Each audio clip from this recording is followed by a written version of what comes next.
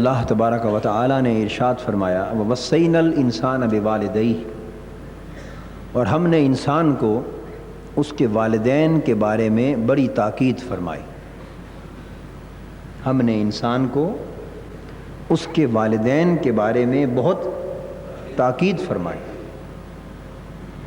یہ اجمالی حکم تھا. اس کے بعد ارشاد فرمایا حملتہ امہ وہنن علی وہن. وہ پہلی اجمالی تاکید تھی،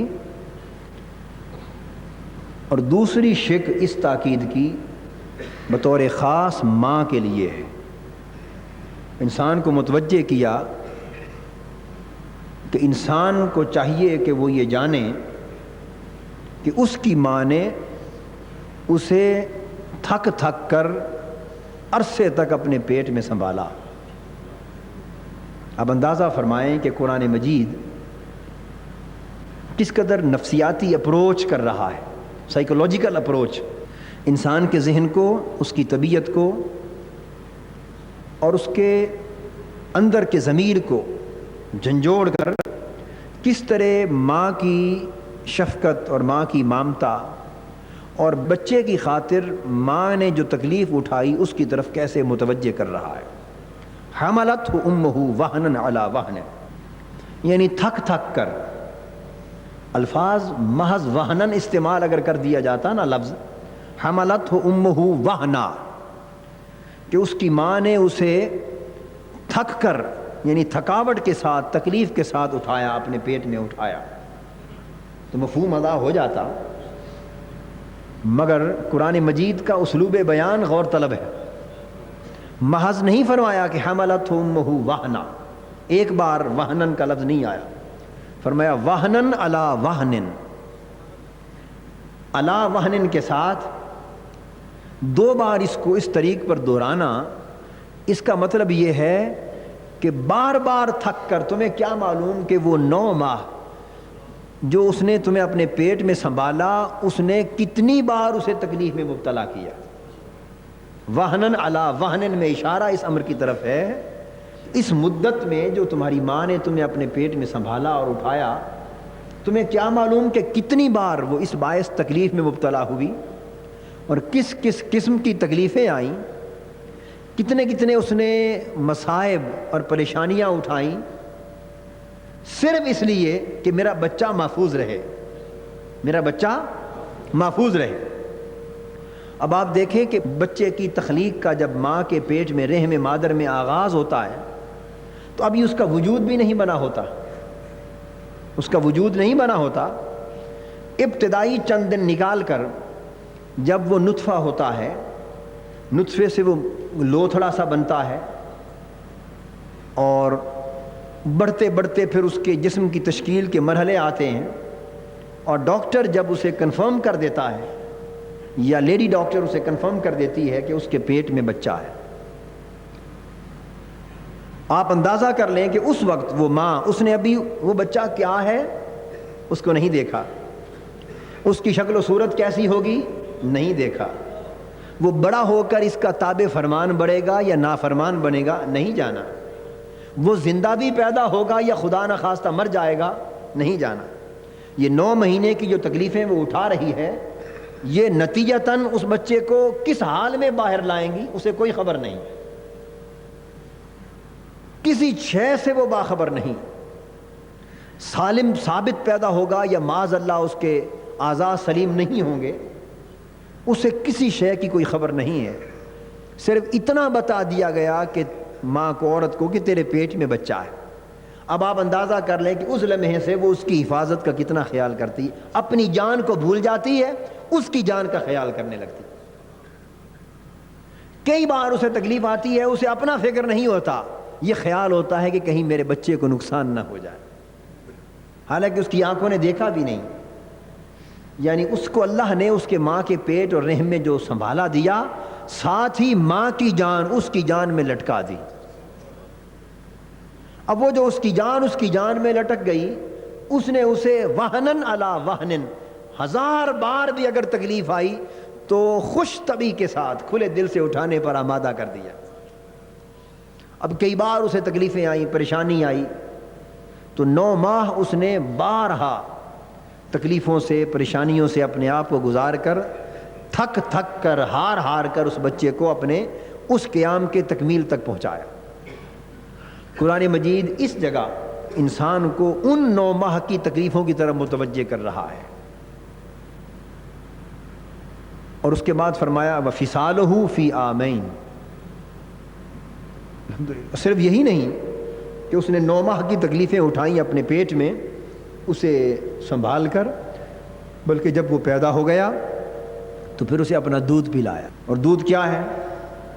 سارا کچھ جو ماں نے کھایا اور اس سے خون بنا، اس نے اپنا خون دودھ میں بدل کے اپنے بیٹے کو پلا دی، اپنی بچی کو پلا دی۔ وہ اگر نہ پلاتی تو صاف ظاہر ہے اس کی صحت بہتر ہوتی۔ اس نے اپنا خون، اپنی جان، اپنی خوراک کا نچوڑ اس کو پلا دیا، گویا اپنی جان کے عوض اس کی جان کو پال رہی ہے۔ فی عامین، اور 2 سال تک اس نے دودھ پلایا اور اس کے بعد پھر چھڑایا، گویا 2 سال اور 9 ماہ۔ یہ عرصہ قرآن مجید بیان کرتا ہے کہ تیری ماں نے تجھے اس زمانے میں اتنی تکلیفوں کے ساتھ پالا۔ اور یہ اشارہ تو اس طرح کیا نا کہ جب ماں اپنی جان، اپنا خون پلا رہی ہے دودھ کی شکل میں، تو پھر باقی تکلیفوں کا اٹھانا اس بچے کے لیے تو اس کے لیے بہت ہی آسان۔ یعنی وہ اگر بچہ سویا ہے اور اس نے پیشاب کر دیا ہے بستر پر، اور پیشاب خود بچے نے کیا، بستر بھیگ گیا، اب اسے تکلیف ہو رہی ہے تو ماں اسے اٹھا کے دوسری طرف کر لیتی ہے اور اس کے پیشاب والے بستر پہ خود سو جاتی ہے۔ اس نے اگر ادھر بھی پیشاب کر دیا اسے اپنے اوپر لٹا لیتی ہے، خود پیشاب والی جگہ پر بھیگی بستر پہ لیٹ جاتی۔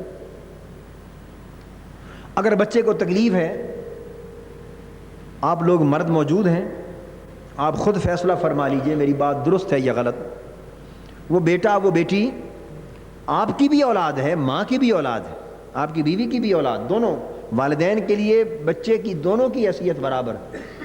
مگر بچے کو تکلیف ہو، علیر ہو بچہ، تو ماں ساری رات فجر تک اپنی کمزور صحت اور طبیعت کے باوجود اس بچے کے لیے جاگتی، مگر بغیر انقطاع کے کبھی آپ نے بھی اس طرح جاگ کے دیکھا؟ بولیے، شاذ ہی کوئی رات ایسی آتی ہو کہ جب عجیب صورتحال پیدا ہو جائے اور سونے یا بیٹھنے کا موقع نہ ملے علاج معالجے کے لیے۔ ورنہ ہوتا یہ ہے کہ باپ تو پھر بھی نیند کر لیتا ہے، مگر ماں کی مامتا کو نیند کہاں سے آئے؟ جب تک بچہ رو رہا ہے ماں کیسے لیٹے؟ تو ساری رات جس ماں نے اپنی خوراک، اپنا خون، اپنی جان بچے کو دے دی، اپنا آرام بچے کو دے دیا، راتوں کا چین اور نیند بچے کو دے دی، اور آپ دیکھیں گے اگر بچے کو تکلیف ہے تو سارا دن بھی ماں گود میں اٹھا کے بیٹھی، ساری رات بھی گود میں اٹھا کے بیٹھی۔ شاید اس طرح مسلسل کئی دن اور کئی راتوں کا جاگنا کسی اور وجہ سے اس عورت کے لیے بھی ممکن نہ ہوتا، اور جاگتی تو شاید مر جاتی، مگر یہ بچے کے اندر جو اس کی مامتا ہے، جو جان لٹکی ہوئی ہے، یہ اگر اسے مہینوں تک دن رات مسلسل جگائے رکھے تو جاگتی ہے، زندہ رہتی ہے۔ مگر باپ اس پوزیشن میں نہیں ہے۔ یہ بات درست ہے یا نہیں؟ اس لیے اللہ پاک نے اجمالاً والدین کے ساتھ احسان کی بات کر کے فوراً مضمون کا التفات اس طرف کر دیا، حملتہ امہ وہنا علی وہن۔ والدین سے احسان کرو اور جانو کہ ماں کا درجہ پھر والدین میں حق کے اعتبار سے بڑھ کر ہے۔ اس کا حق اس لیے زیادہ ہے کہ جو تکلیفیں اپنی جان پر تمہاری ماں نے برداشت کی ہیں ان کا اندازہ تمہارے والد کو بھی نہیں ہو سکتا۔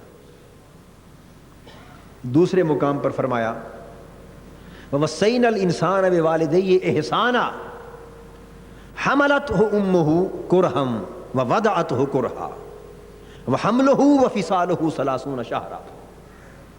ہم نے تاکید کر دی انسان کو والدین کے لیے کہ وہ اپنے والدین سے حسن سلوک کریں، احسان کے ساتھ پیش آئیں، نیکی اور بلائی کے ساتھ پیش آئیں۔ یہاں احسانہ کا لفظ تاکید کے ساتھ بڑھا دیا، اور اس کے ساتھ ارشاد فرمایا اب ماں کی اس تکلیف کو ایک اور انداز کے ساتھ بیان کیا جا رہا ہے۔ وہاں تھا حملتہ امہ وہنا علی وہن، ریپیٹڈلی بیان کیا تھا کہ کس طرح تھک تھک کر ہار ہار کے تکلیف اٹھا اٹھا کے تمہاری ماں نے تمہیں سنبھالا. یہاں انداز بدل دیا, فرمایا حملت امہ کرہم ووضعت کرہا. وہاں دو زمانوں کی طرف متوجہ کیا تھا, بچے کو پیٹ میں سنبھالنے کا زمانہ اور پھر 2 سال تک دودھ پلانے کا زمانہ. یہاں ایک تیسرے مرحلے کی طرف متوجہ کر دیا, فرمایا کہ حملت امہ کرہا. اس انسان کو دیکھنا چاہیے کہ اس کی ماں نے کتنی تکلیف اٹھا کر اس کو اپنے پیٹ میں سنبھالا. ووضعتہ کرہا.